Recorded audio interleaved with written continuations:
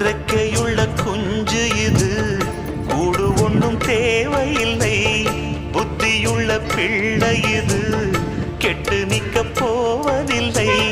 தாயொருத்தி இருந்தா ஒரு தந்தை உண்டு கேளம்மா. தந்தை ஒண்ணு இருந்தா பெத்த பாட்டி இன்றி போகுமா? தெருவோரம் கிடந்தும் அனாதை இல்லை.